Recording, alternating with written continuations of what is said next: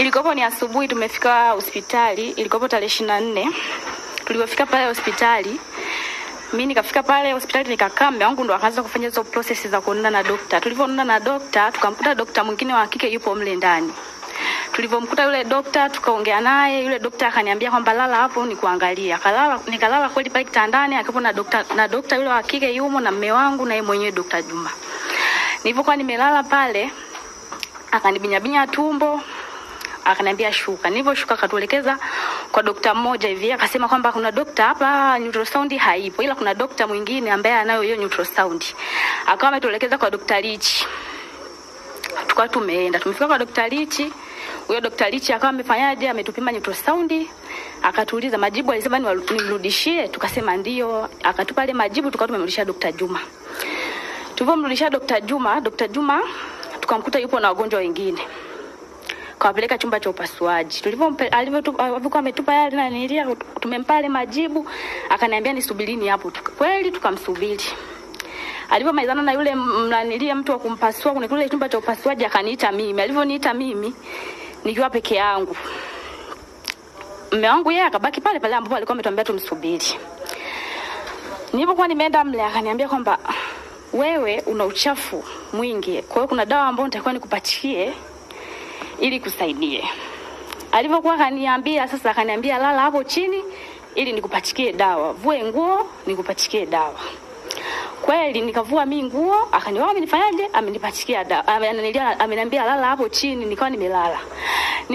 Akaja akawa amevua nguo na yeye akaanza kunibaka. Alipoanza kunibaka, mimi nikaanza kuwa nalia. Nipo nalia, afu akawa ananiziba mdomo. Mambo gani sasa? Tufanyeje? Hao wananchi waende wapi? Lakini haya yote yanafanyika yote, ndugu zangu. Wewe mganga mkuu haupo hapa.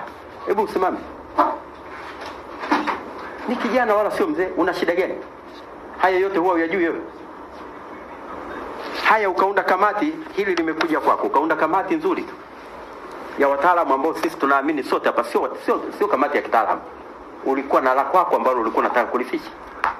Wewe unaficha au ni uzembe au kutokujali whatever. Lakini kamati wewe mwenyewe unaishangaa, kweli ni wewe uliyeiunda. Ikatuletea taarifa ya uongo. Mganga mkuu wa mkoa akaunda kamati ya wataalamu, ikaleta na comprehensive report. Ikisema kamati ile iliyoundwa imetoa taarifa ya uongo ya wilaya. Licha kwa mkuu wa wilaya alikuagiza uunda kamati, lakini ulidharau au ni uzembe. Na wewe mmesema rasmi, mmeandika barua TAMISEMI. Mmeandika barua TAMISEMI ahamishwe. Hakuna kuhamishwa. Asimame kazi, kama TAMISEMI watamhamisha, wamhamisha, lakini sio kwa nafasi ya mganga mkuu. Tunaelewa? Yaani iwe comment kabisa bolded kwa makosa haya aliyonayo. Mkurugenzi hapa sijui kama na mamlaka au ni rasi, msimamishe huyo mtu kazi. Mganga mkuu, lete mganga mkuu mfawidhi hapa, DMO hapa, akaimu hiyo nafasi mpaka mtakapofanya marekebisho baadaye. Kwa sababu haya mambo, huyu bwana yupo hapa ametuundia tume ya uongo na kweli uongo tu.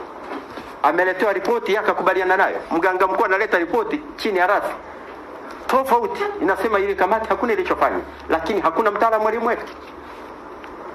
Huyo nesi wewe na yule uliyempa mwenyekiti wa kamati, afisa lishe sijui nani, wote msimame kazi.